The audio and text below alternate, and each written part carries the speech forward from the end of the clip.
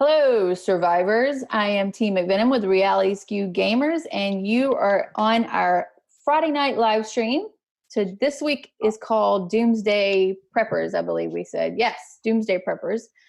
And this stream is going to be all about state versus state and our thoughts on it and just what we're doing to prep, or if we are even prepping for it. So welcome. We appreciate you coming in for the support. Please be mindful in chat of no disrespectful bashing comments. We do want you to feel free to speak your mind. Just, you know, constructive criticism and respect is the name of the game here with us. So with that being said, let me introduce our guests. So from State 10 with ZDY, Z-Day Alliance, we have Scorn. Say hi. Good morning to you. Who's the leprechaun, apparently. Next, we have Delete from State 125. We Are Legend. You. Then we have Mr. Daedric Archon. Is last name Archon? Archon? Mm-hmm. Yes. Daedric Archon. He is from State 42 with Pride of Lions, and he is the top kills rank in the whole game. Thank you for coming, Daedric. No problem. Like a little thumbs up. And then our last guest is Silverwolf from State 20 with MBK Natural Born Killers. Sure. Not killers, killers. And he has the second highest BP Alliance rank in the game, second only to Scorn's Alliance. So I am kind of excited about these two being on here together and talk about state versus state. Hey guys. So welcome, guys. Thank you for joining us. Again, this is going to be kind of loose. We can keep the casual convo going. Feel free to ask any questions or talk to each other how you want. We're going to keep this very casual. I want to make a quick shout out to all the people watching in the stream. And if you play State of Survival, I know that we have some other fans that are watching from other games that are checking out State of Survival. But if you are a current player, please put your state in there and we'll do a quick shout out to you. You can just put your state number in there. That's fine. Also wanted to point out, it should be scrolling across the top, that there's a special gift code that this stream was given. T McVenom, do you get bio caps and maps? I think there was maps in it. Do you guys know if there were maps in the code? Yeah. Yep, bio caps and maps. How many bio caps was it? 200, I think. Wait, how much? 200, I think. Okay. And then, I'm too lazy. I don't use the gift codes. I'm like 300. It's wasting my time. I think 2,000. I was like, what? That's free money, Scorn. How do you not use the gift codes? That's money. And I don't want to go way over there. I'm using all of them. I'm chinchy like that. I could be top kill in the game and I'd still use gift codes. All right. So we want to give a shout out quickly to SOS State 10, John Gout. Who else we have here? Mercenary Leader in 125. So far, that's it. Oh, no. Shout out to State 42, Imp from Bowen J. You guys can keep throwing them out there. I'll try to give you shout outs as we go. Before we get into our posts and stuff like that, we want to go into, I want to do a meme of the week. I think I'm going to start doing a meme of the week, like SOS memes. So I picked one that I thought was super funny based on state versus state and how we see friends quitting. So Finn, if you could put that meme up for me, I would appreciate it. Oh, it's up. We just can't see it. You guys can't see it. You'll have to look at the channel. I think it's hilarious. This was actually posted on this SOS Discord server by Jeremy. And do you guys see it yet? When your SOS homies quit and you got to take all his res. That hits so hard in the feels right there. And I haven't even been playing this game that long. And I get really upset when we have to do that. So thank you, Jeremy. I think it was Jeremy123 that posted that. Okay, so I think that's all of our little mechanics that we needed to get out of the way. Now we can get on to our state v state post reviews. Does anybody have a post pulled up? What? The state versus state post, the official one that they put out?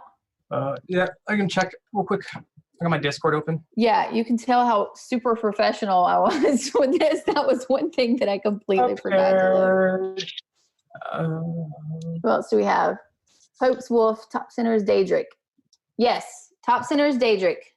You're correct. To the top right is Scorn, and then we have Silver Wolf at the bottom left, and Delete, of course, here. Shout out to State 42, Paul. Is it Paul? Is it short Paul? Or Pole? Sure, POL, Pole. Paul. Okay, so as you guys know, State versus State's coming out. They have said that they are going to release it in May sometime. Now, has anybody heard like an official date yet? No. Which is a bummer because I think they're teasing us. Do you think they're going to come out like the end of May? Could be tomorrow. You never know with this game. They like to drop stuff on you sometimes. Yeah, here we go. I've got it. So here's the post. And this was released on Wednesday, I believe. It says, "Greetings, Chief. Today we would like to share some info about an upcoming feature, State Warfare." So I wonder if that's going to be their official title for it, State Warfare, not State versus State. They're trying to get away from that with like Game of War. You know how Game of War did Kingdom versus Kingdom?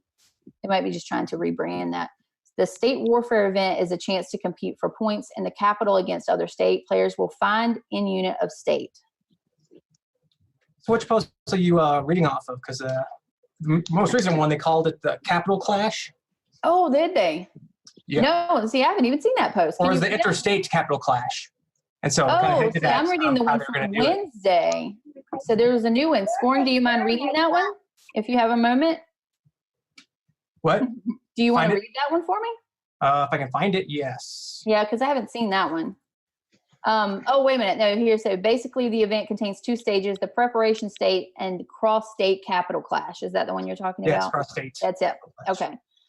So Chiefs can complete tasks during the preparation stage to earn points, similar to the series task and survival of the fittest, and then prepare to take control of the capital in ultimate cross-state capital clash. This new feature will come in May and be activated in some of the old states in the first round. Okay. So one of our biggest, what we'll talk about first is what are you guys thinking about how they're going to roll this out? Like, which states are going to be able to participate when they say older states? Well, don't they typically do, like, I know with us, like we're state 20, and usually they do, you know, up to about there, I think. I don't think they go much beyond 20 for what they normally roll out. It really depends. Is that considered old though? The 20 and under is considered older states? Well, they roll them out so fast. Like, I don't know exactly how long ours has been around, but it's a while. So, well, Scorn, yours has been around like what, 9 months? 10 months now. 10 months. I believe it's June, July. 10. Yeah. So you think 20 and under? Yeah, maybe. Well, what about the Alliance Throwdown or Alliance Showdown? Yeah, Alliance Showdown during the beta still. Do you know if you were there with the first round of those? We were. Okay. Then I think they did state 1 and 2 first, like the very first one, and then when they put it out after that, we were involved in it. Wait, so when did that come out? How long ago did that come out for the first states that did that? Oh, I didn't know there was going to be hard questions. Well, because we already have that, and we're state 125. We have that beta released. Yeah, we do too. Yeah. It hasn't been around that long, has it? It's been about 3 months, I think. 2 to 3 months. It's quite a few rounds. I don't know. Well, even for events like the Mother's Day one coming up, they even specifically stated in-game mail that State 1 would receive a beta test for the event to report any glitches. So I'm suspecting they'll probably limit it to maybe State 1 to 10, simply for glitch fixes, as we've been experiencing a lot of those lately. So basically, as beta testers, you're going to be in-game beta testers. Yeah. 1 through 10 will. Interesting. So do we think that they're going to do, this is what I was curious with you guys, with how State of Survival does, like their cadence for how they release stuff. Are they going to let everybody in those states play, or is it going to be like top tiers from like that Capital Clash or that prep?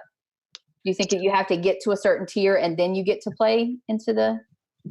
That's a good question. Like that's the thing it's so unknown, and there's so many different ways that they could do it, but it's impossible to know, until they kind of give a bit more information. But it seems like it's going to be pretty structured. Like I know in other games where they've done, state versus state, it's basically just a giant kill event where you go and, wreck them in their own state. It sounds like they're trying to do this more structured, like more like a, almost like a reservoir type deal where there's more structure to it. But just what that is, who knows, right? I wouldn't mind a reservoir raid type KVK if you knew for sure that you would get to explore all the different states. Well, so I don't know if they would, of course. I mean, Civil Wolf was right in the first place that we can't know for certain.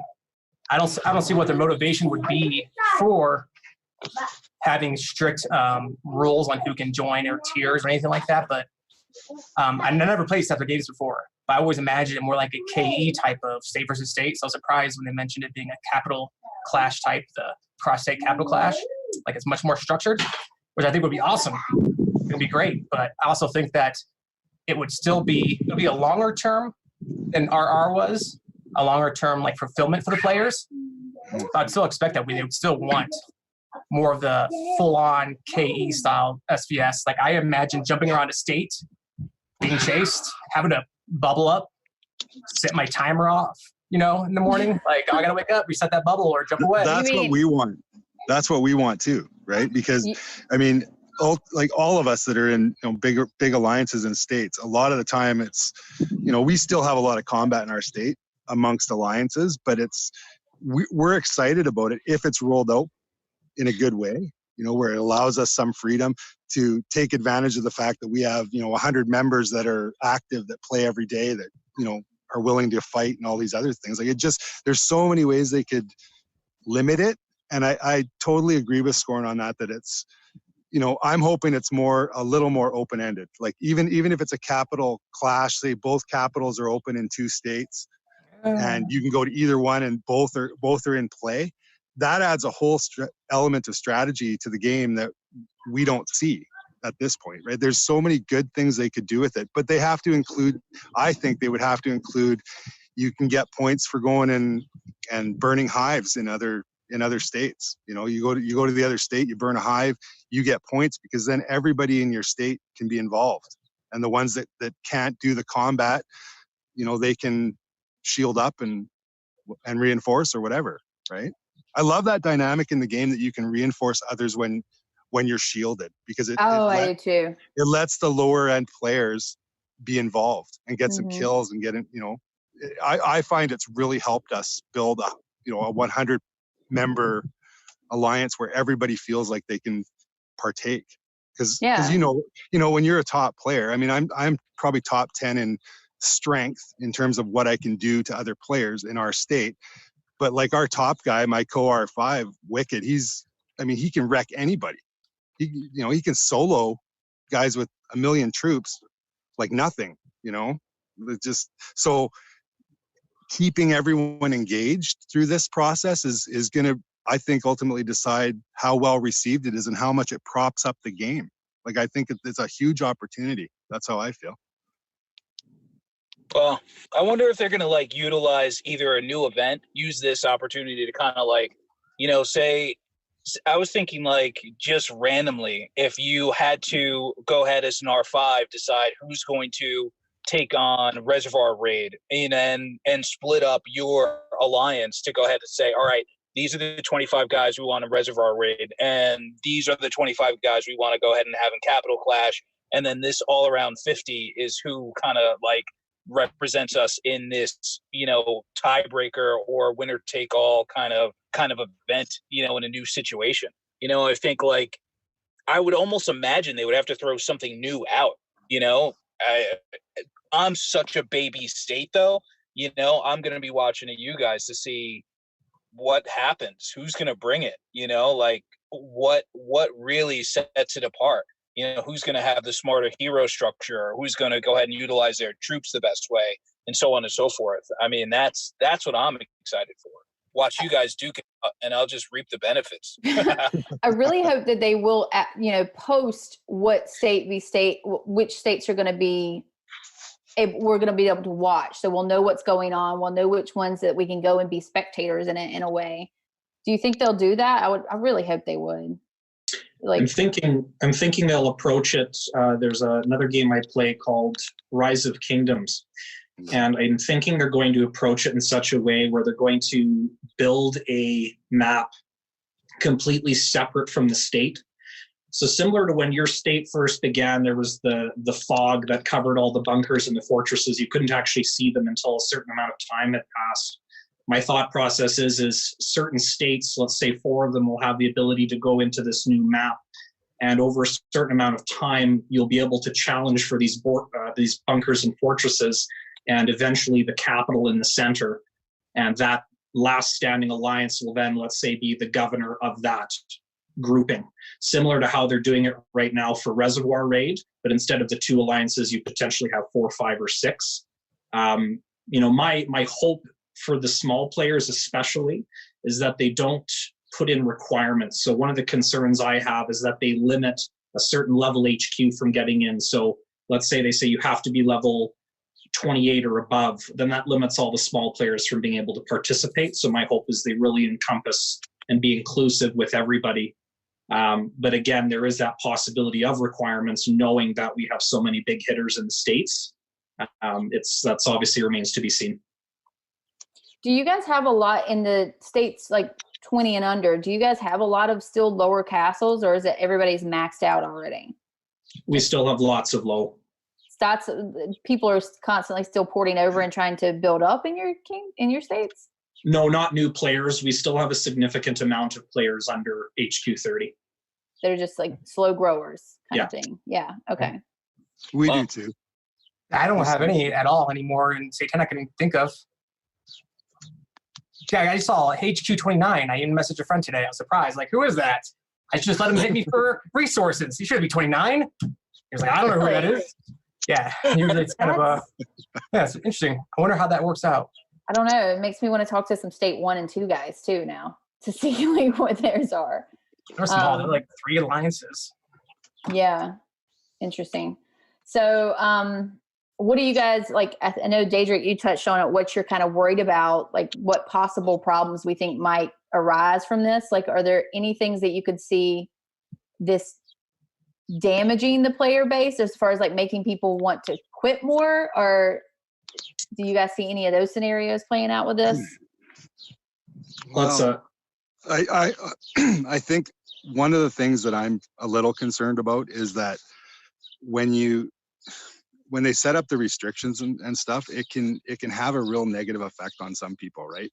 So if you're in a situation where it's highly structured, then like in our state, we have, I think, maybe 7 or 8 alliances that are still viable. 2 or 3 are big alliances, and then there's us that's just a monster alliance. But they have to do it so that doesn't happen, because really what the opportunity is here, if they do this properly, is they can actually get those people that are, maybe newer to the game, maybe already at 30, but wanting to continue on and put money into the game. Like from their perspective, it's in their interest to do this properly and roll it out in a way that's going to make sense for the most possible players. That's not going to put, say us, like we already destroy everybody in our state that we can. We have some alliances, family members with us, but really you don't want it to be a continuation of what current interstate combat is like. Yes. It's just, you know what I mean? Like it has like to be big fighting little, or big threat. fighting the small, and running other players. And the matching up, like the thing with Reservoir, like I look at Reservoir as sort of the biggest example of them trying to add something different. And Reservoir is awesome in a lot of ways. The limitation of 30 players, creates a lot of havoc in our alliance because everybody wants to be involved. But the one thing I don't like about it is the matching system. Like I really hope that they figure that out, because like we fought, I think maybe even some of these guys, and it's been pretty good battles. They're strong, they're tough.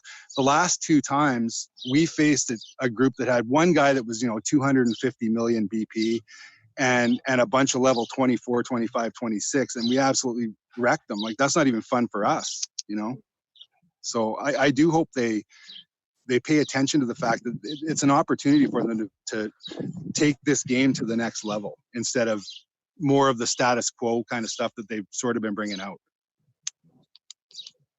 Speaking of that, do you think they've been planning this for a long time, or was it a kind of thing that was from player pushback that we've been like harping on it so long? I've noticed a lot since I've joined that it's just been all about state v state. Every feedback, every complaint has been, why are they not going to release state v state? Do you think it was like okay, we have to do this, or has this been something that they've been planning for a while?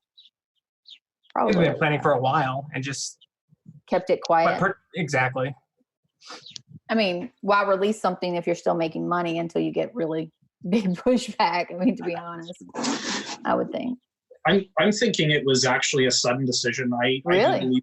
I do believe it's player pushback. And the reason I say that is I'm going to use a great example of something we've been pushing for since every state's opened. If you look at the marketplace building, the ability to trade resources with other settlements is a function that actually shows on the structure, but you don't have the ability to use it. They've never implemented it. So they decide to come out with state versus state while we've had a building sitting in our settlement where you could trade resources, but it doesn't give you the ability to. The lack of priorities from what I'm seeing is where I believe this was pushback. It seems very sudden for them to say, hey, we're coming out with this in May, and it's already May. I would think they'd want to build this up going, hey, in June, so a month ahead of time, we're going to ramp this up. We're going to create a ton of hype. Let's actually have a pre-event, get some prizes in there, get some codes out there.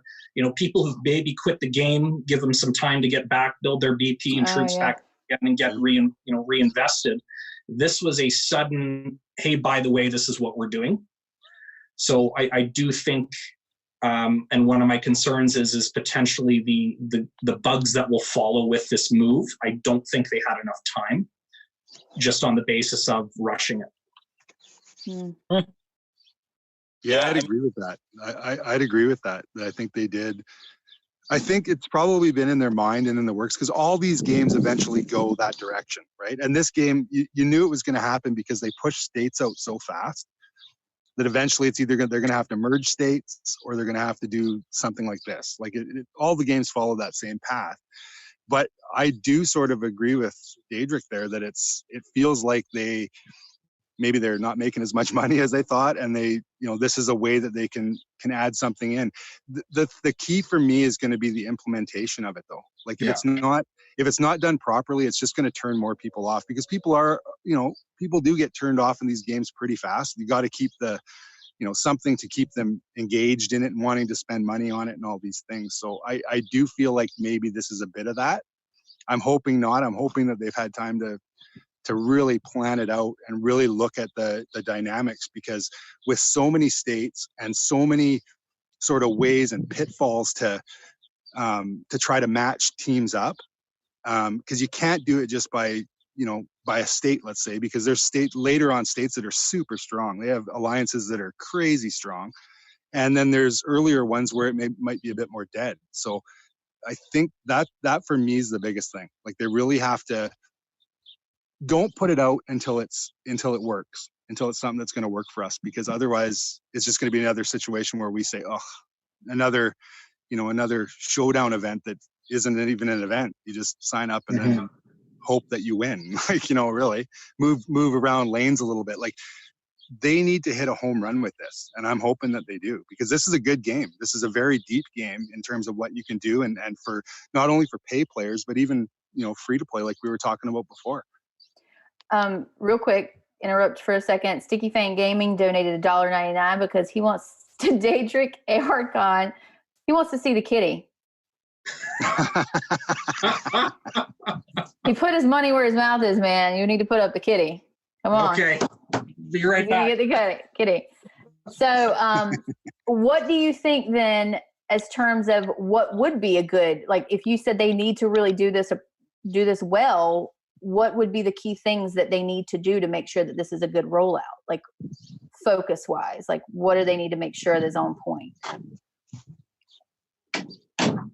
You want to take that one first, Scorin, or you want me to? No, I actually don't have as many opinions about that. I think you actually had some really good insights and ideas that I didn't have a clue about. I didn't think about it in that perspective. Oh, see, this is what we're here for. Oh, there's the cat. Through each other. Oh, hey, kitty. Is the cat's name Snowbell?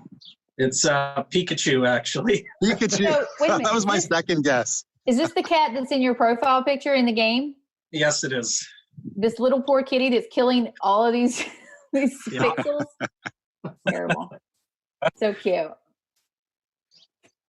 I do think they need to in terms of like function in the game of making it work, they have to work on the matchup thing. That's to me the number one thing. Like make it competitive. So if we're going for, whether it's we're going to another state to fight and they're coming to our state, or whether it's more like what Daedric was saying where there's one central map, they have to make sure they get the matching right. And I would rather see them tested on the first 30 or 40 states or whatever they do, and give a few times to go through it. And then not only just keep rolling it out the same way, but take some feedback about what's working, what's not, from some of these key players.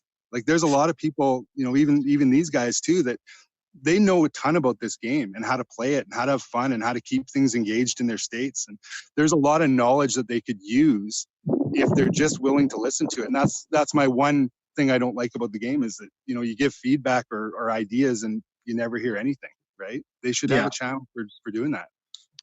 Yeah, that's actually great. We brought up that exact subject in Sticky Fang and Nemke's Discord channel. One of the conversations was customer service, and I know the topic here is state versus state, but the customer service aspect has a ton to do with it. I cannot even lost count of the amount of people, and I was actually one of the victims of the troop glitch. I cannot express how badly the customer service has been presented from the developer side. And I'm not necessarily talking about the time. Time is one thing of them getting back to you, but issues are not being resolved. So we actually have people who are spenders who are quitting the game because their issues are not being resolved, or the blame is being put on the player. Yeah. So one of the issues when we talk about glitches, and I know Silverwolf, you mentioned it, is let's say they don't roll this out to the first 10 states or first 20 or whatever the case may be, and they just roll it out to everybody in the game. And we all of a sudden have these glitches. You can imagine 180 plus states all sending complaints at the same time about the same issue. That's the reason why we have such a big backlog, and how can we rely on these being dealt with in a timely manner? Yeah, that's a good point. Well, the good thing about like forums like this, like having the Discord, and I know that a lot of people don't get answers on there that they want, or as quickly as they want. But like you said, there is a huge backlog. I know the devs that I work with, they're all working. There's a pandemic going on. They're all working. So there's always those real life issues going on. But streams like this, when we have players come on and discuss, they listen, because I know for a fact we have a few listening right now. So this is the way to do it. And I think that as long as all the players really approach it in a respectful way for growth of the game, because we want to keep playing, not because we want to bash anybody, but just, this is a game that we enjoy and we want to keep playing it. So let's figure out how we can do this. Is there a different way we need to submit these complaints? Is there a different person we need to talk to? So that's something we need to all work on, is in this forum, all of us, the ones that have that voice that we can get out there. But what I was going to ask, I had a thought and then I started rambling, of course, and I forgot it. But when you said, the matchup thing. So when you say matchup, you mean like 100% even match states, or are we? Yeah, that's not possible. What we find, like with Reservoir, is there's states that their players aren't necessarily as strong as ours, but because they're older and have had, maybe their states are run a little differently with combat and stuff, they have a ton of troops. So that's a factor that plays into it too. And what will play into it, I think, with state versus state is, you know, if we get matched up with a state that has, you know, even level 28 guys that have, you know, 2 million troops, that's still a challenge for us, right? So what I hope they avoid is doing it sort of the way they do it with Reservoir. Like, I'd like them to kind of throw that system of matching out a little bit. As a new player, how did they match that? I'm just curious. How do they set that match up? So that's the thing. So, I mean, I guess we don't know the algorithm they use, but to play devil's advocate, at least for the devs, you got to think about the number of states we have available. With, like you said, mention yourself, Silver, that we can't have like perfect exact BP and BP facing off, completely equivalent. But not only do we have that low number of states to match up, but it's also the time differentiations to where you have different alliances that have different ethnicities from different areas of the world. So it's really difficult with the times. So it's even more difficult, at least in my perspective, for the devs to try to match that. That's a good point. That's a great point, actually. And I mean, there's no magic bullet for how to do it. You know, really. I mean, and without knowing the algorithms that they use to actually do it, it's pretty hard to criticize. But I do think, like, I'm coming at it more from the angle that I want this to be a success for the game, not just for me and my alliance or whatever, but I want it to be, they do this the right way, because I want this game, like you said, T, you know, you want the game to survive. You want the game to grow. You want the game to become more than it is. And that's what keeps people spending, you know, pretty big dollars on the game over time. So I think if they can avoid that trap with the matchups and maybe tweak it so that, you know, you're kind of at least getting a challenge, right? Like, everybody wants a challenge. We don't want to roll over everybody in this new state versus state. We want to be fighting guys that are tough, and we have to change our strategy. And we're already talking about that as a group of leaders in our alliance. Like, what are we going to need to change when guys like you come after us, and you guys know how to play. You know how to get to us on many different levels, unlike some of the smaller alliances that in our state,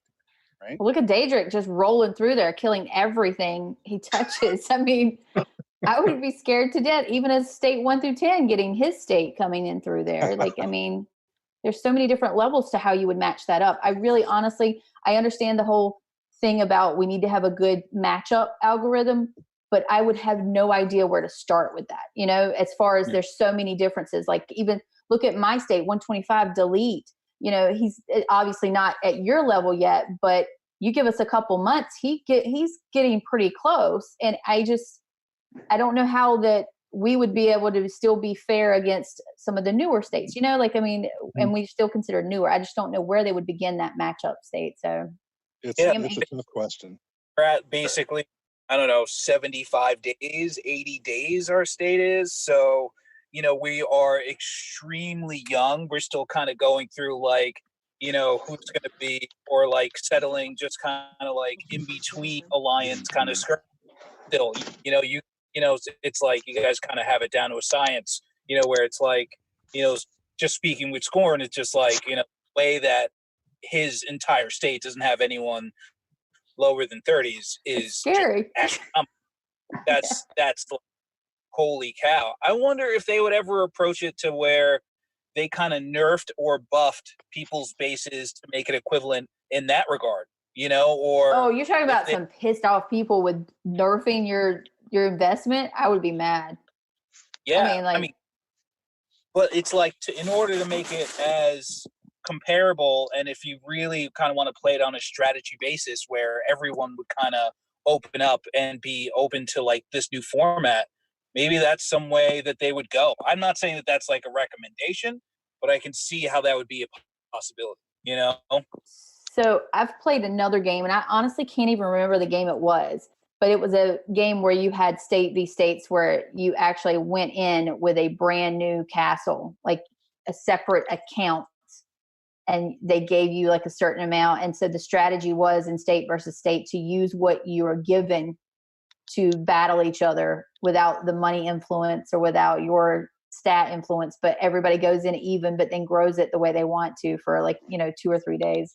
It was an interesting game. I can't remember what it was. I'll have to look it up, but I doubt they would do anything like that here. You had mentioned something, we were getting back to Silverwolf. That's what it was. You had said something about how your state is preparing and changing now for this.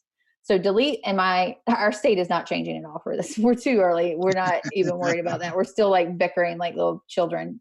And that's the part of the fun of a new state, really. It's figuring out, top dogs and stuff. But are you guys, I mean, Daedric, you're in 42. Yeah. So you still got a little bit maybe before they release, but I know Scorn and Silverwolf, I know Scorn is preparing. He's Mr. Analytical there. He's preparing. How about you guys, Silver? Are you guys changing already?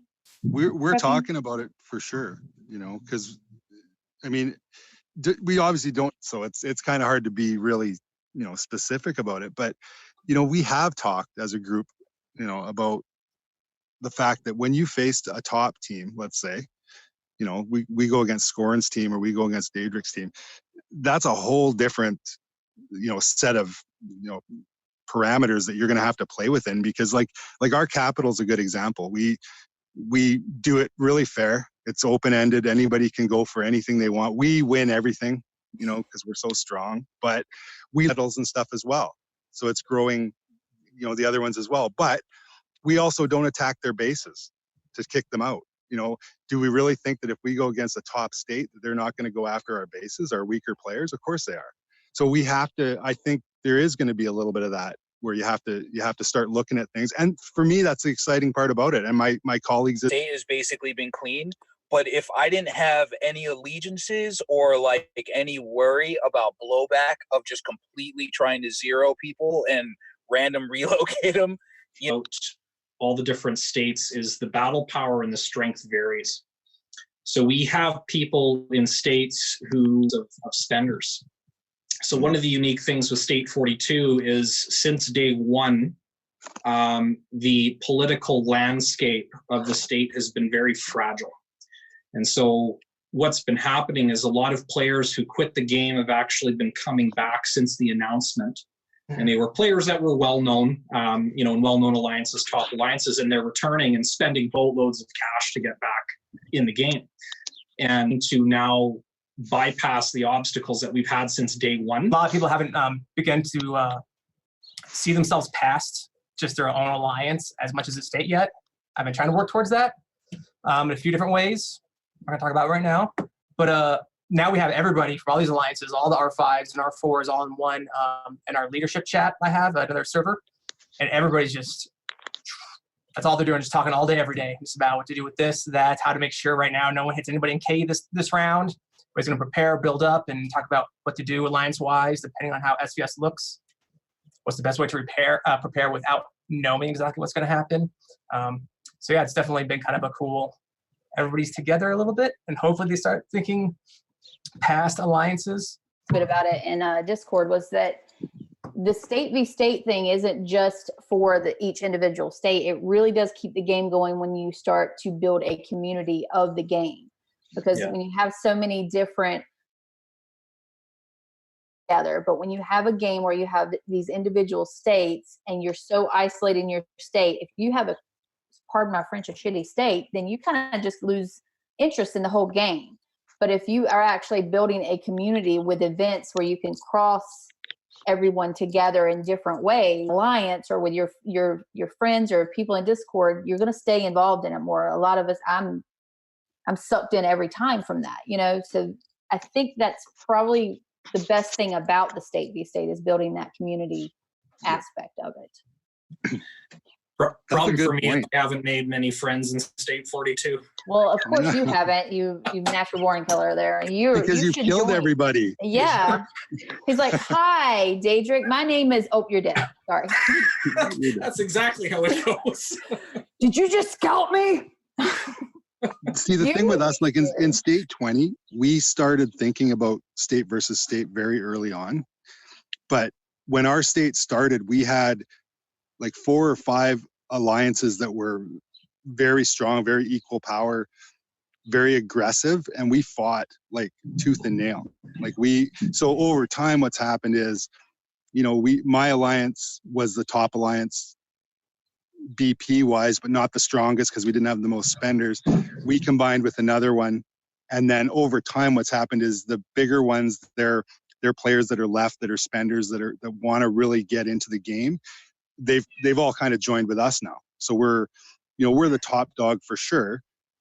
But we've also taken a lot of care to kind of look at our state and say, well, these smaller alliances, like we want these people to still play, because what I've seen is like some of the best players and some of the guys that are spending way more money than I am now are the guys that were free to play, focus on one big alliance that's going to fight everybody else's battles. And we try to drag that through all of our events. So, Capital is a free for all. Fortress is a free for all. Everybody's allowed to go for everybody. We go and help out our family as much as we can. And we have a pretty big rival with a couple of Russian alliances they're small, but man, they're tough, and they know how to play. They always play hard. Russians and Turkish. Yes, they're my favorite to play against. Yes, they always. They go hard or go home. It's the best one to play against. So interesting opinion. We have an alliance in our state that they're very much, their play style is just, attack, ask questions later. It's a game. It's, nothing personal kind of thing, which I love that play style if you're upfront about it. Yeah. But they brought up a really interesting point, or one of them did, was about how are you going to be prepared for state v state if we are so-called babying you and giving everybody cap and not really like the whole don't hit settlements during cap battles and things like that. Because when you are living in a peaceful state and then you get thrown into a state v state with someone like Daedric, I'm quitting. Like, I'm done. Like, I don't know what to do with this. Like, I have all this fire everywhere. So I kind of get that point about like not baby, like we need to toughen them up in a way. How do you guys feel about that? Yeah. Yeah. I think, well, no, so realistically, I had this conversation with a couple people. So yes, I can be a little bit aggressive with how I play the game for sure. I'm not going to deny that. The thing with these games though is we have a lot of players who just join the game. They're casual players. They really don't have a reason to be there. They just downloaded the app and are playing for the sake of playing. My strategy was to weed out the casual players early. Mm-hmm. We're at a point now where the people playing, we have a lot of spenders in our state, like heavy spending in our state. The top three alliances that we have are S&M, ARC, and Pole. And you were talking about Russian alliances. ARC is the Russian alliance. And you want to talk tough, you're 100% about that. They play tough. The interesting part is we've now actually consolidated the players. So when you're looking at a leaderboard, and you can view the top 100 in any leaderboard, we've actually consolidated all the players down into top 10. So anything outside of top 10 is really just cannon fodder at this point. What that allows for is the competition is now centralized and focused. We're not worried about 50 alliances scattered around, all these players scattered around. We actually have centralized focused battles where we know who our opponent is. We know what the strengths and weaknesses are. And so when we're talking about newer states, I think consolidation is very important, but challenging the status quo of the piece. How can we make this interesting? So if it's a bunker battle or fortress battle, turn that to an all-out KE. So not only are you fighting for the bunker, you're also hitting settlements. You're creating a bit of chaos, a bit of controlled chaos. I think that'll make it interesting for newer states to get at least a taste of battle, a taste of war, if you will, to prepare for something like state versus state. The purpose of having troops is to fight.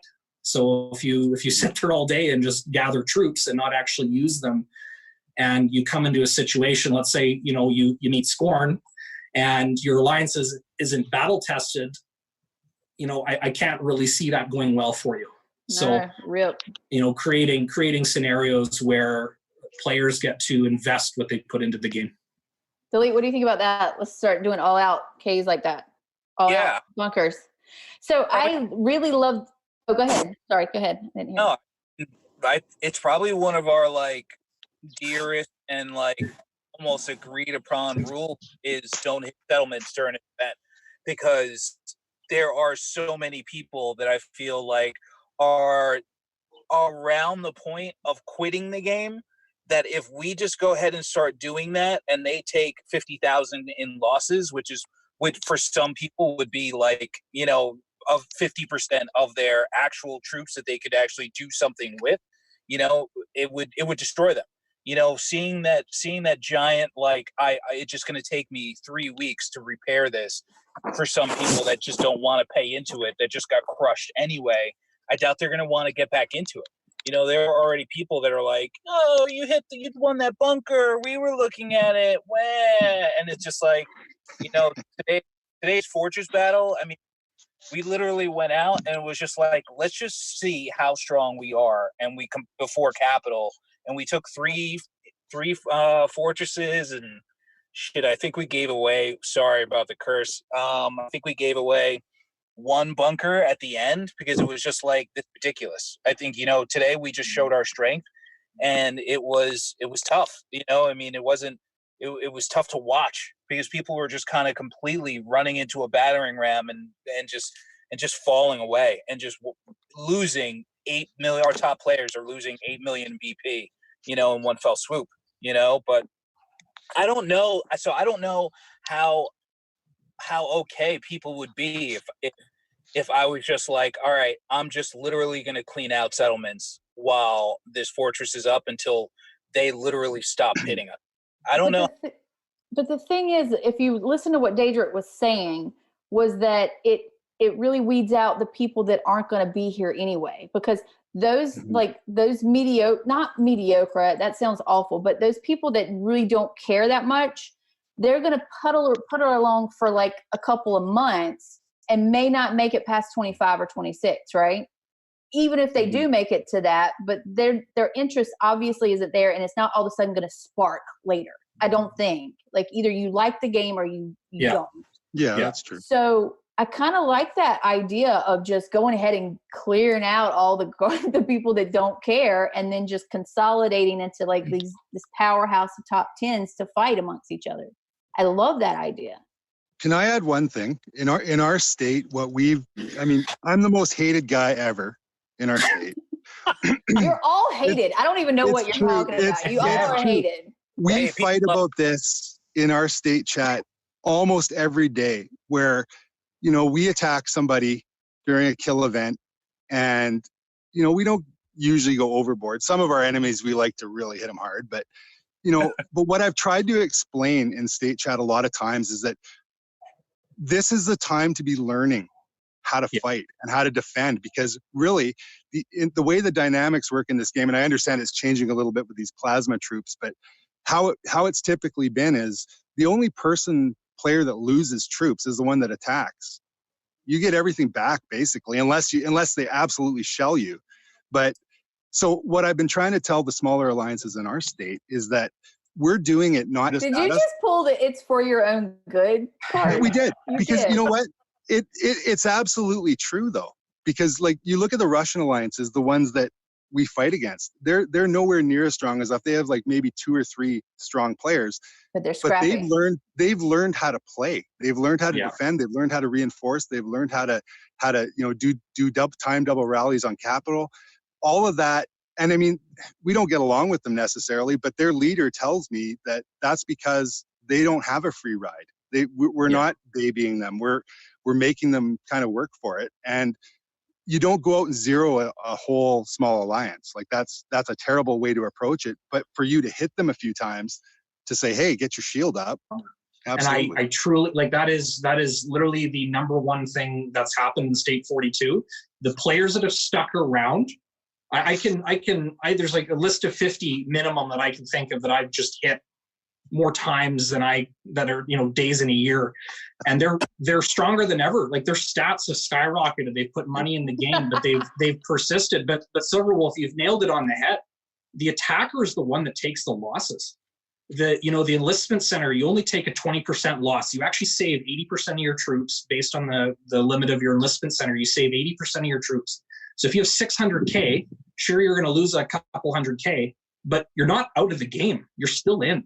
Yeah. But people take that hit as I don't want to play anymore. I'm pissed off. But that's what we're weeding out. That's the whole intention, is we want to keep the people around who actually care and are ready for this. Because again, Scorn, I'm going to use you as an example.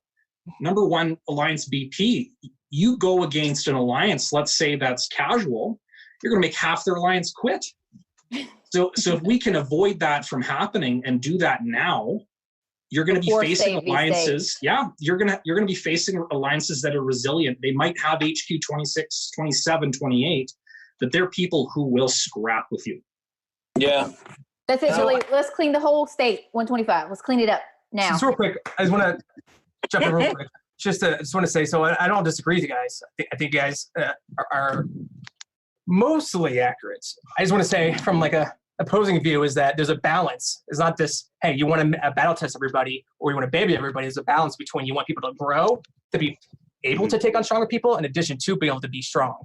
And you're right. It's like some of the best fighters I have, I purposely taken from or tried to get from these other alliances that were the smallest alliances in the beginning of the game, got picked on for the longest time, and now they're top 4, top 3 because they never left because they were used to being hit and hit and hit and hit.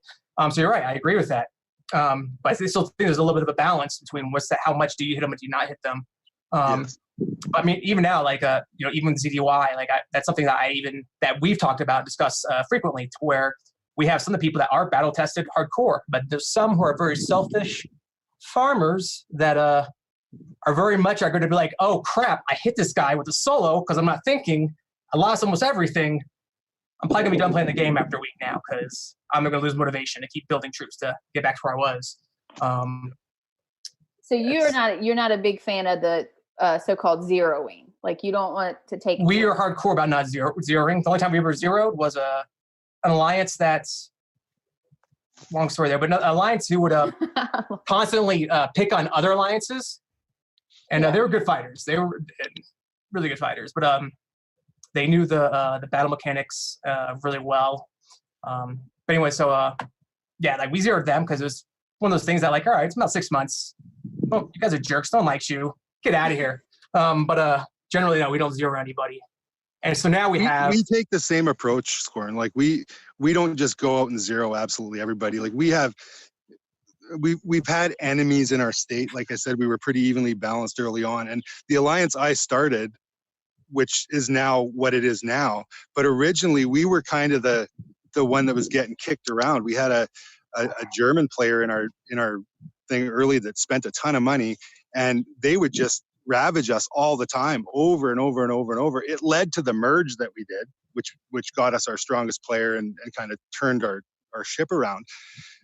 But one of the basic things, and one of the reasons why we approach it the way we do, is because we learned that way. We were the ones that were getting hammered and had to learn how to defend and had to learn how to, put a shield up, or how to reinforce somebody from a solo or whatever. So I agree with you. Like, I don't think you go out wanting to zero everybody and try to clean up your state necessarily. But there are alliances where you're totally right about that, where you just go, oh, I can't stand these guys. We need to zero them. Like that's part of our thing, right? Like we do it, the Russians especially. But the thing about them, we zero them all the time, and they just keep pumping money in and coming back to work, right? We're helping them. We're helping. One of the biggest alliances I had to create a relationship with, and I actually became good friends with the old R5 of it. Really nice guy. But yeah, they're Russians, and they had it pretty hard, but they're the one alliance that we were pretty much like, oh, let's be friends because we're kind of scared of you. Like, we're bigger than you, but you gotta know a little bit more what you're doing. So that's how I feel about Rod. Right? But yeah, they're bringing Russians from other states now. Like, hey, can we have your farm account scoring so we can use it? Okay, sure, I don't care. Like, they don't play games. Yeah. They'll build up a whole farm alliance out of friends from other states. I've seen that happen in other games too, but we have a group in our state named Rod. Shout out to any Rod fans going in there. But Delete and I were actually talking about them. I think they're going to be a force to be reckoned with because they were a smaller alliance. They did get hit a couple times, but then they also did a lot of hitting themselves, and they're just scrappy. Like they just know their stats. They almost, Silver, you may know this because you played Game of War. They almost remind me of trap accounts. Mm-hmm. You remember? Yeah. Like just their stats are good. Their defense is good. They go in and they pick the fights and they let you hit them and just hit their walls hard. And I'm kind of really leaning towards that kind of game style. I really like it. Yeah, I mean, Rod is definitely going to make us better. Yeah, absolutely. on their toes, and you're going to make sure that you know how to hide troops, b shield and reinforce other people that are hitting or like about to hit you.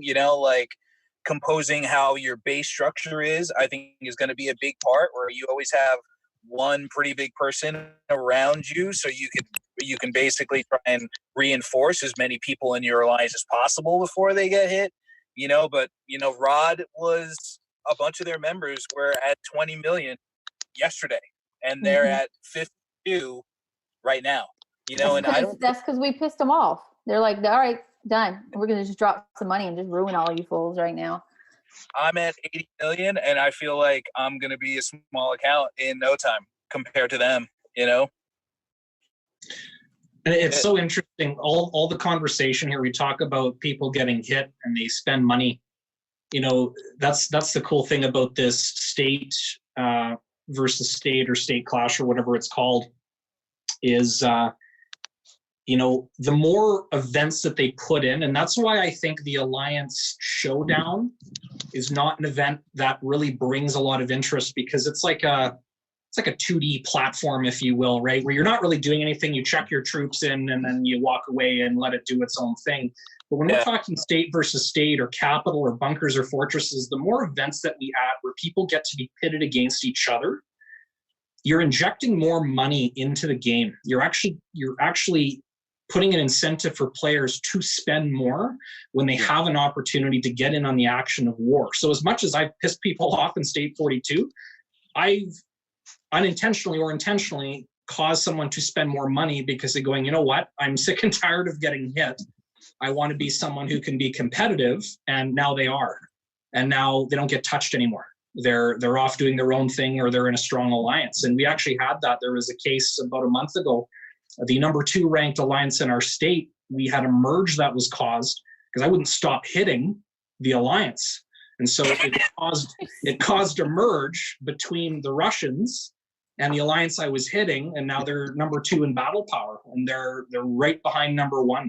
And it's really interesting to see, again, the political dynamic. There is a lot of politics that go into this game, and it's really interesting to see.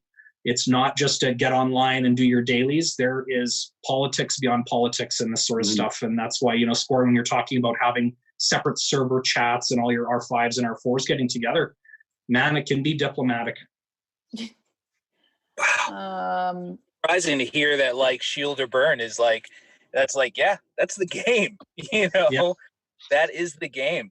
And it's, hey, I look forward to it. I'm willing to play it whichever way. Right now, I'm number 1 in my state. So it's, if I start hitting people, they're going to be like, dude, seriously, why are you doing that? And it'd be like, this is just not. Because I want to. That's what you say. Because I want to. I think that's my big issue, is that do the game the way you want to, and then be upfront with it. If you do all the shenanigans about making excuses about why you will or won't hit somebody, I think that's kind of lame. If you're just upfront and say, I hit you because I felt like it, because I this is my game and I spent money on it, I could play it the way I want to, I'm all cool with that. I cannot be mad at anybody that does that, honestly. And in any alliance, you get that dynamic too, where, you got 100 people, and some of them think one way, some of them think another way about those very things. And that's where, like, for me, a lot of the fun in the game is being an R5. Like, the combat stuff is great and all that stuff, but I really like that aspect of it where you're trying to solve problems. You're trying to figure out, how do you do things, especially when you're super powered, right? Like, it's easy to be a bully. It's easy to go out and just hammer everybody that you can and feel good about yourself. And a lot of people want to do that. In our alliance, it's not really like that. It's more like we want to have a reason, whether that reason is we don't like you or we want to teach you and help you. It depends on who you're talking about. But that is a really important part of the game. Like Daedric was saying, is you want to keep people engaged. And I think, to go back, we kind of got off the topic of state versus state, but I think that's just the natural progression of the game. If they can get this, anywhere close to right and get it in a way where it's going to engage the most players, then it's a benefit to them, right? As a game, it's going to get more money poured in. Absolutely. So one final thing before I answer if you guys have questions out in the chat, please type in question first and then put your question in, because that's how we have a night bot that we pull the questions for. But we're going to do one quick little thing that I wanted to ask Daedric actually about. So is your personal game style aligning with your state's temperament now, or have you had to change how you've... I've had enough smoke. Oh, I get distracted by Silver's bird. I'm sorry. Daedric, the game style, your personal game style, does it change now that state versus state is coming out? Are you going to change how your temperament is with attacking and stuff? Yeah, that's a great question. And the answer is yes. So one of the, since day one, so I've been playing since November of 2019 in our state. And I think our state opened a couple months before that. So I'm still right on the brink. I burned from day one and just kept burning. Like we're talking multiple times a day. I've gone through the thousands of advanced relocators. I've lost count. up until about a month ago, like I still burn. But up until about a month ago, all the different events that are coming out and the political landscape of the state and kind of where the power has been consolidated and how it's looking right now, and then ultimately hearing about state versus state, a conversation actually came up and I agreed to it. I will now only hit during kill event, and I will only hit if there is a war that has been declared against another alliance, or I have just cause to do it. Whereas before, to your point earlier, McVenom, I would just because I felt like it, I'm just going to go out and do it because I feel like it. Now, though, I actually made a commitment to the number one alliance, which is S&M. I had a conversation with their R5, and I committed to only hitting during KE and only hitting if we have a war with just cause, and nothing outside of that. And that's specifically to build for state versus state. Yes. Yeah. Because we're at a point now where I think we're old enough that I've done what I needed to do, and we talked about the consolidation of power and players.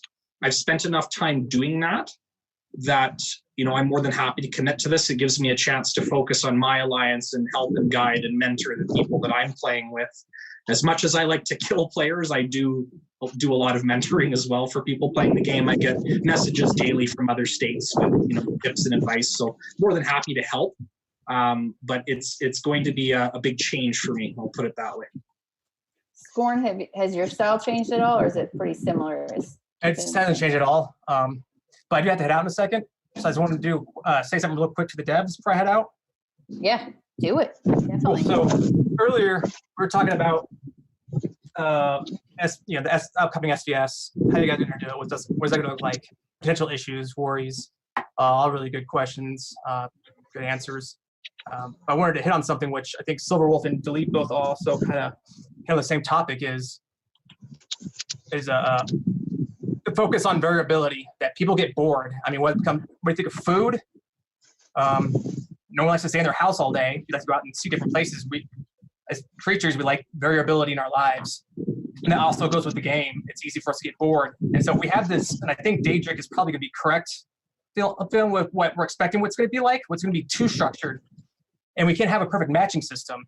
So, consider having 3 or more alliances at once, because then you now have this option to where you won't have these perfectly matched alliances, but you don't need to now. So you have alliances that can work together without you knowing, or not work together, and different play styles and fight styles for each alliance. So now matching, the whole matching system that we're trying to do the best we can, but it's limited because of the amount of states we have, you kind of throw it out the window. You're talking about interstate alliances. Yeah, and you're also bringing in variability into the picture to where I know what to expect. Either they're going to try to hit our other. In this situation, good luck having contingencies for every situation, because you have multiple different alliances work together or not work together either way. And so it just kind of puts you on your heels, hopefully. Changes it up every time, hopefully. And so that's just my main thing I wanted to jump on earlier, but I don't want to interrupt anybody like a jerk. Oh, you're fine. You're fine. We're all friends here, so it's fine. Oh, I actually love that idea. I love that. Yeah, I do too. Because then you have a cool kids. You could actually do an interstate cool kids click versus this click, because you have just so many different alliances that could start to team up and say, okay, we're matched up in this state, then we're gonna align. You know, I mean, that'd be interesting. That's awesome. Yeah, that's a good idea. Talk about inter-community interaction there. Like that would be huge. I'm sorry, Silver, I didn't mean to cut you off. You were saying Just like if you think about all your different politics, you guys were just talking about your alliances, the political landscape Daedric has talked about, several talked about. Now we're going to go back into that stage again to a degree, at least, with all these other states now. Means that just brings it a whole new level of a wider, deeper level of what I guess some people might still be dealing with that in their states, but we don't deal with that nearly as much. Sometimes you have to jump on and do the whole like, hey, let's play happy and nice. So I don't want everything to be ruined because someone's butt hurt. But like now it's just like something I can do. We just got to fight it out. It sucks. Let's do it. But Scorn, with that idea though, like if you think about it, even outside of the terms of us as alliances and players of the game, it makes a lot of sense for the game itself and for the devs, because it's a way to sort of take the game to another plateau, right? So move it up from where it is now to something that's going to keep players pouring their money in. Like it's an expensive game, don't get me wrong. Yeah. But people are willing to pay for it. They just got to keep moving it forward. That's, come up, and these are great ideas. I'm hearing lots of great stuff here. Like coming up with ways to move it so that, the top players don't get bored or don't have to, necessarily completely change their play style. Give an outlet so that states and alliances and groups of players across the game can get together. That's a logical next step from a revenue standpoint for them, I think. And also, I want to add one more thing, just because. So Silverwolf, you've been really humble, and I know people in my alliance are going to hate me for saying this, but I was just talking to Venom about this earlier.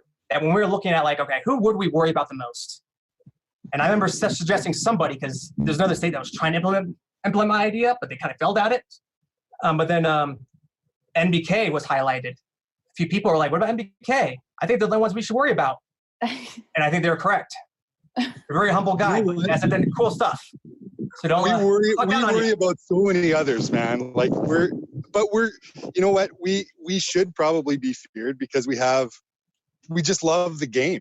Like we're just a group of players that are just completely invested in this game and whatever that entails. Even when we get our butts kicked, if we go to even Reservoir and we meet up with a really strong team that has a couple of really strong players and get our butts handed to us, we love that. We want the challenge. We want to test ourselves against the best in this game, because right now, being individual states, it's very hard to know who's a truly strong alliance to fight against versus an alliance that has a lot of power, but you roll over them because they don't know how to fight.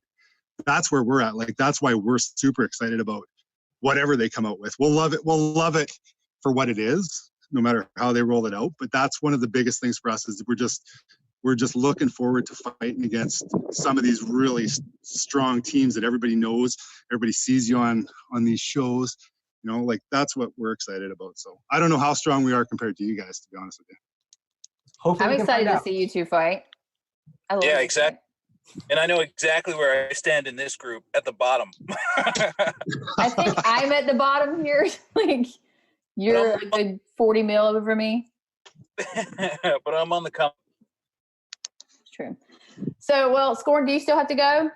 We're gonna say a few more minutes. We're gonna do just a few questions and then we're wrapping it up because we have gone over time again, but I've gotten shorter. Last time we went like over by 30, 45 minutes. We're only a little bit over now. So if you guys have any questions, I'm pulling them off a Nightbot right now. I think I'm trying to pull them off a Nightbot. And then we'll wrap up. Don't forget to use your code and get in the game because I think they're taking numbers to see how many people use that code, apparently. I'm excited. And FYI, the devs do watch the show, Scoring, what you were saying. I have a few that have told me that they have watched it. They're watching it actively as it's going on. They're sneaking in there. And we also are hoping to get on the show. I've been told that that's a possibility to get some on the show to interview and kind of talk with other players about. So I'm really excited. I do think that no matter what the problems that people are seeing, I know every game has them, but I do think that State of Survival is trying to go in the right direction as far as feedback and then putting content producer content creators out there and some interaction going between us and them. So not perfect, but I think it's at least in the right direction.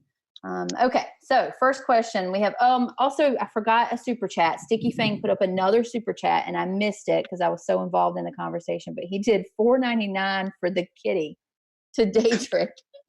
He did $4.99 to buy the kitty. Chat. He's obsessed with your cat. Question. Let's see. Here's my first one. First one was from Durgan. Team McVenom, would you be more upset if zombies invaded your base and killed everyone or smashed all of your containers, scattering everything? He's referring to the fact that I have OCD, like hella bad OCD. And so in other games that we play, I'm very organized, and he loves to pick on me about that. So I think we know the answer to that, Durgan. Hush. Sticky Fang Gaiman had a question. Sticky Fang's question is for Scorn, Daedric, and Silver. If you could choose 3 states to face, do you have any particular choices? Oh, that's a hard question for me. Honestly, I'd like to.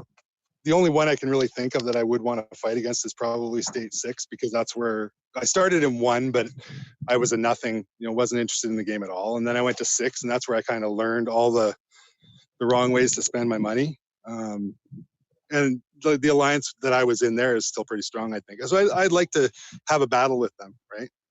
That's the only one I can think of. Now I want to fight these guys, though, especially Daedric. I know. I'm catching you, buddy. I want to see you all fight. Now that he's kill event only, I'm catching that guy. 3 months, I'll be past him. Oh, he's like 800 mil above the second highest kill ranking person. Oh. Yeah. He's well over $1 billion. I hope you got your credit card handy, buddy. What about you, Scorn? Anybody in particular? I know that you said MBK is actually their state. Yeah, it's a big challenge. And then, and MBK also mentioned earlier, which I completely agree with. You get these people, especially after RR, who some people are really cool about it. Like, you can beat them or they beat you, and cool. What can we learn from this? How can we make this failure a good thing, a learning opportunity compared to, crying about it, letting it hurt our false pride? But they don't have the reservoir event ups. I can't look because I don't remember the name. But there's this one specific group from a state who were like the biggest crybabies about losing. Like, we didn't cheat or anything. We didn't even have our biggest hitter there. They were total jerks about it. I want to destroy your state now because you're a jerk. So that's the state. Got it. Yes. Just be nice about it. Yeah. Daedric, how about you? Could we be more specific? Like, that's about 10 states. You know what? I think those involved probably no. I think that's what we got in the situation here. He knows. Daedric, what about you? Well, considering State 41 and State 43 are obsessed with zeroing me, I think we could give them a shot. Why are they obsessed with zeroing you? Just that's their main hairy goal? A lot of the people in State 43 were people I burned out of State 42. So you were the one that ran them all off to the next state. You killed so many people that State 43 is now going to be the most strongest, most united state ever. Because you did it for their own good, right? So you made them stronger in 43. Yeah. So, I think what I'm really interested in, I think this is the really cool part. So I know I'm still answering your question here. I know there's the leaderboards that you can look at. You're always going to have your top BP player in a state. I'd be interested in versing a state that has multiple, we call them whales. So people who spend a lot of money or people who have groups or really good stats. So really anybody who has multiple whales in their state, I think would be really interesting to face. As much as I don't have the top stats in the game, each of us in this chat is a force to be reckoned with, whether we're solo or with our alliance. I think the unique part is we play the game so differently when versing another alliance. I'd be interested in facing anyone who was kind of at that level and had a mixture of play styles to really test out the rallies and the soloing and all that stuff. But State 43, because they have a grudge. Let them scratch the itch, Daedric. Let them scratch the itch. Yeah. Lee, do you have any state that you'd want to play? I'd want to play any 3 of these guys' states, to be honest, just so I could see it and taunt them. Just so I can get those reports, see exactly where I be, what your hero makeup is, what your structure is going to be. So this way I can kind of lick my wounds, catch up, and make it a fort, make it a battle. Right. That's the way you learn. Yeah. Next question is a Sticky Fang Gaming again. Is there anyone you don't want to face in state versus state besides Sticky Fang?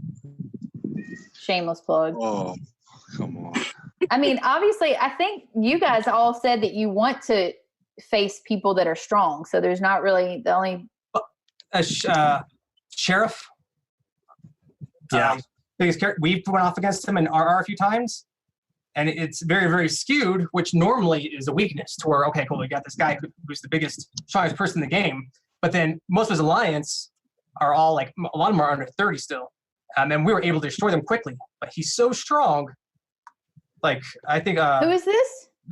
Sheriff, number one solo BP. Wow. Oh, yeah, I know. I've spammed his DM. Very nice guy. Answer. Very nice guy. But still, Yeah. like, he'll break your face without breaking a sweat. Like, it's just like, damn it. Like, he's one of the people who, like, I've been trying to think of strategies of next time we go against him in RR. So we've done it twice and lost horribly the first time. Not too bad, but still lost the second time. Now I'm like, need to do it again. We figure out how to deal with this now before we actually get into the battlefield and like, oh, we lose all our troops now. So he's one to watch then. Yeah. And he has a few other somewhat big hitters in his team too now. Gotcha. Let's see. Next question, Stephen. No, Ruthless. How prepared currently do you believe your state is for SVS, and specifically why from each of you? I think we kind of went into that a little bit more about like how you're preparing, but like, do you guys feel? I mean, we just started with this, right? Except for Scorn. Yeah. Scorn, you've been doing it for. We're not prepared, and I'm gonna not that we. So let me put it this way: we have alliances that are capable of going into it and showing a force, but we don't have a united state. So we wouldn't be able to go into it confidently and trust that everyone's going to work together. I think we're pretty prepared as a state. We have a few wild card, like the Russian alliances are kind of a wild card about which way they'll go, whether they'll sort of come to the table when the time comes. And I'm talking to them now. And they used to actually be allies of ours and then kind of had to split up. But overall, like I think we've been talking about it and trying to prepare for it for so long because we've all looked forward to it, that our state overall would probably be reasonably well prepared considering the lack of information on what it's actually going to be. Well, we both know Delete and my state, we aren't prepared at all. We don't even care about it yet. We'll get to it eventually. Decide to come to wall, hey, we'd move some of our lower people out to take everybody in. You take these guys in, right?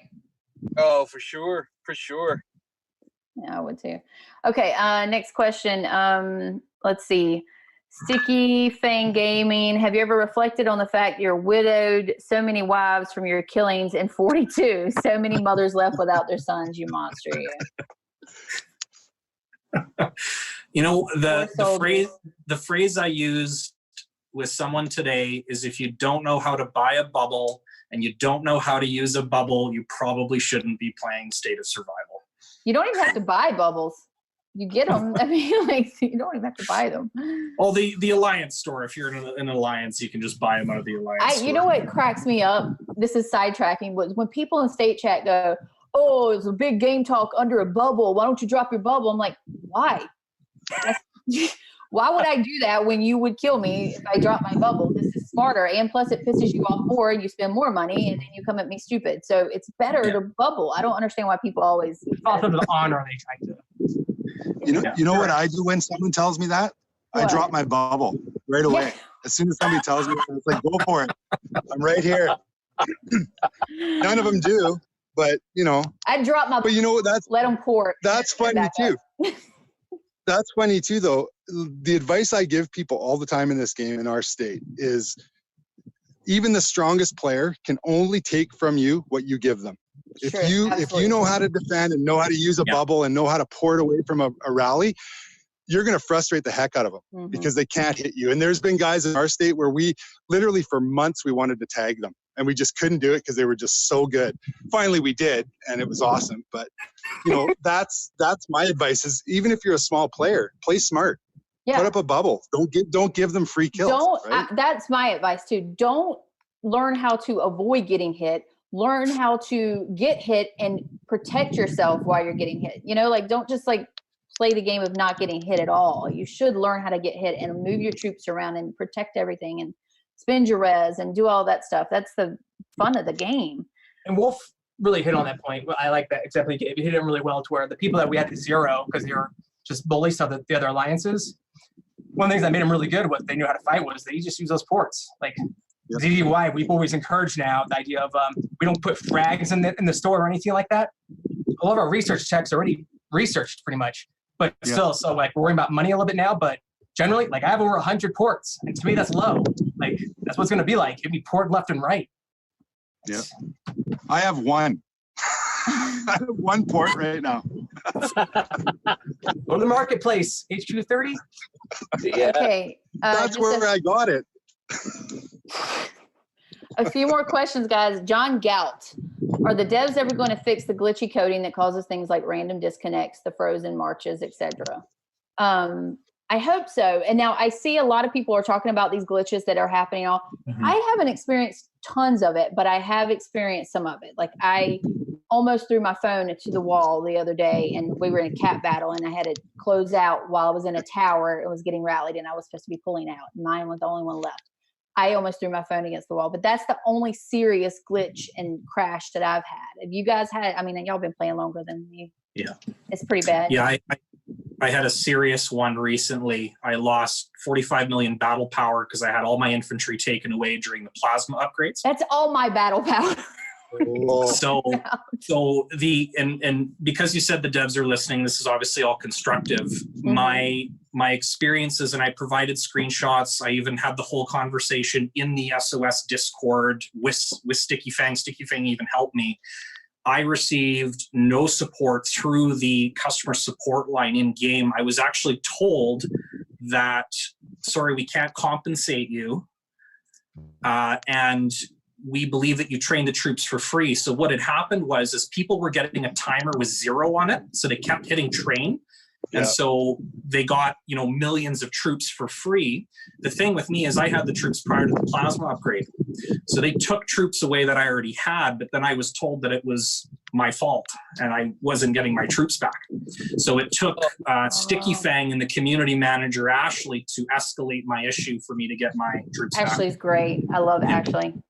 So it just goes back to that customer service thing where we need to, the players being the customer, we need to be considered in a much better light, because if I put a lot of money into the game, I'm not going to tell you how much, but for the amount of money I've spent on the game, I should not be getting a response like that. So you eventually did get a response, and yes. I know that it was frustrating to get to it, but I do want to stress out to everybody listening that I'm in the Discord and I'm watching it all the time, and I'm like, I would not respond to some of the things that people say in that Discord. I would respond, like you said, when it's a well thought out issue that I am bringing to the table without insult, without bashing. I just need this resolved, and it's articulated well without rudeness.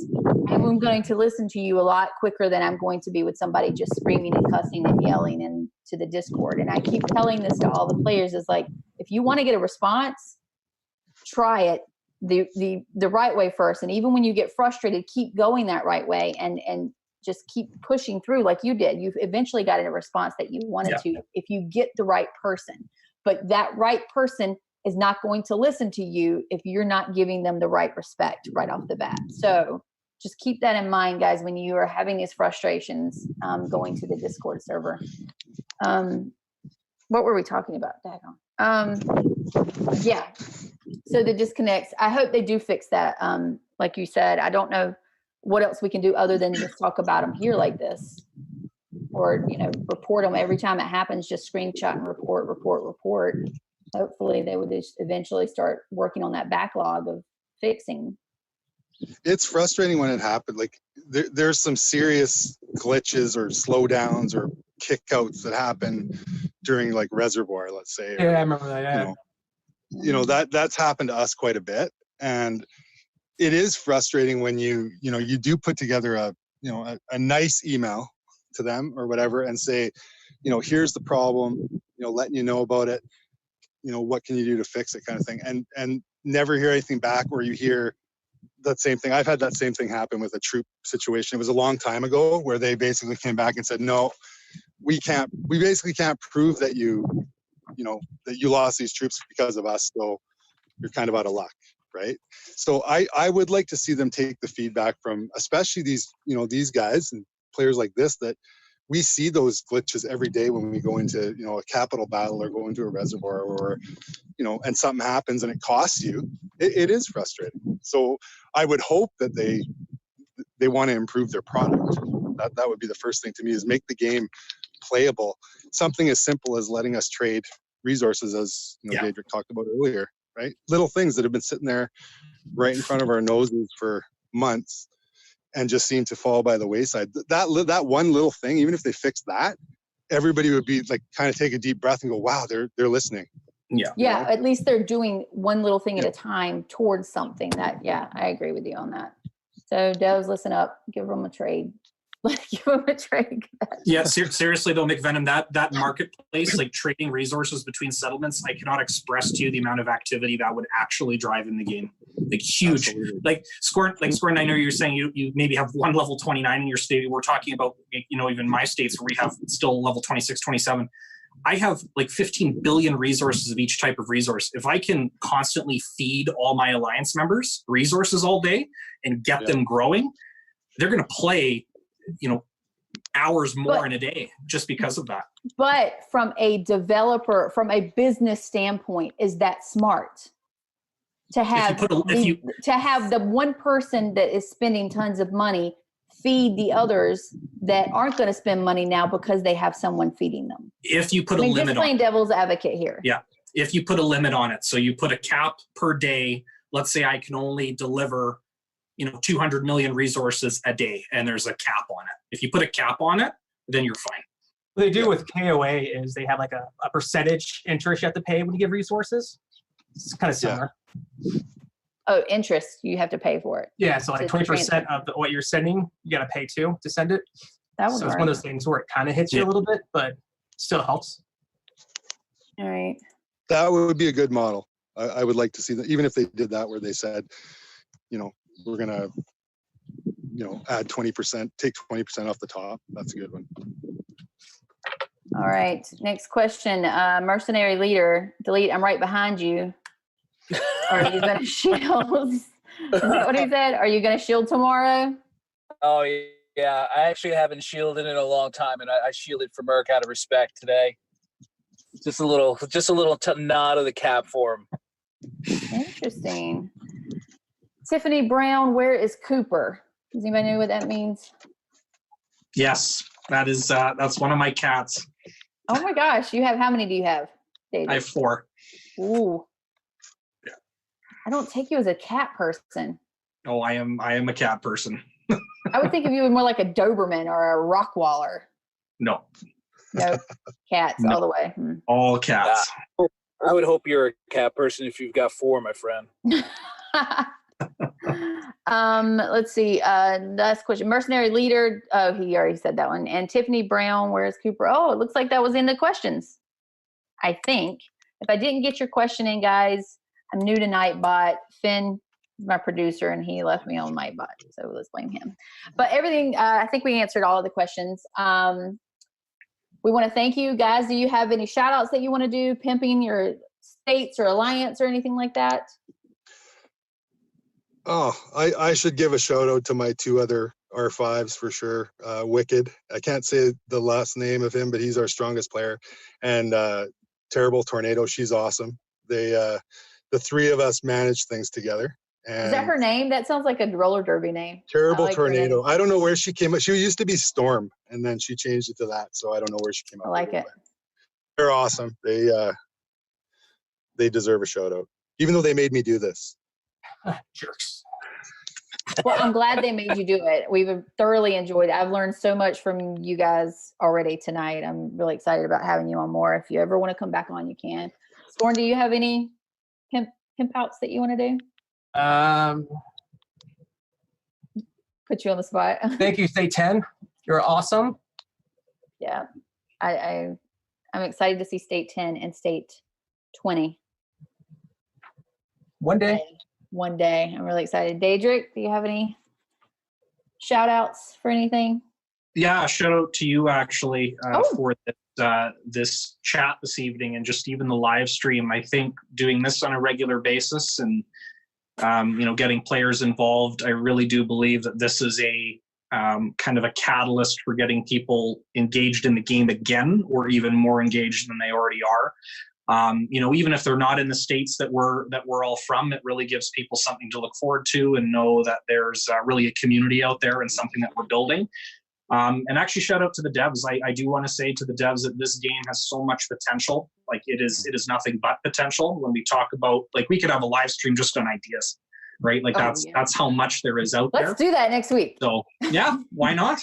But I think it's really something to know that this game can be even more phenomenal down the road, given the chats that we're having now and the ideas that are coming down the pipe. And lastly, of course, shout out to my state as we have our capital battle tonight. So S&M and ARC are going at it head to head. So best of luck to the two of them. Will you film it for us? Yeah. Hey, Daedric, no shout out to State 43. What's going on, buddy? Yeah, actually, you know what? That's a good point. There's a particular guy I won't mention who's just reaming on me in the SOS Discord. So just know that I love you and you'll never zero me. Never happened, buddy. I love it. Thank you for that. I appreciate that. Delete, do you have any shout outs really quickly? Yeah, shout out to the 125, Wall, just my teammates. It's not just me up at the top. I might be leading in a lot of stats, but I couldn't do it without my squad. Nice. Amen. All right. Well, guys, we appreciate all of your support in the chat, all of you for tuning in. This, like, as Daedric said, streams like this, although I love to have them for my channel, but they're also really good for community building in a game. We've done this, RSG has done this in a couple other games, and it really helps bring in the community and really strengthen the game through dev interaction with the players. So keep hitting that view button, hitting the like and the subscribe, and we will try to keep doing these every Friday night at 8. If anyone is interested in being on, please hit me up in Discord. Incoming spam right now. But yeah, hit me up on Discord and we'll talk about being a guest, especially if you have any ideas of things that you'd like to hear about on the stream. Definitely open to those. And stay tuned for, I did make a trap video and I'm really worried about how you guys are going to react to it because I'm still learning. I'm still learning this game. And that's the best part about this game. I like learning on my own. I like to hear other information, but try to click every button and do tons of tests. So still learning on my own, but it's not so much a tutorial or a guide, but more as a let's figure this out with me kind of thing. So stay tuned for that, hopefully sometime this weekend. And then in the meantime, we'll see you guys on Friday. Thank you so much. Cool. Pleasure meeting all of you. You Bye, too. guys. Thanks, guys. Nice to meet you guys. Have a great night.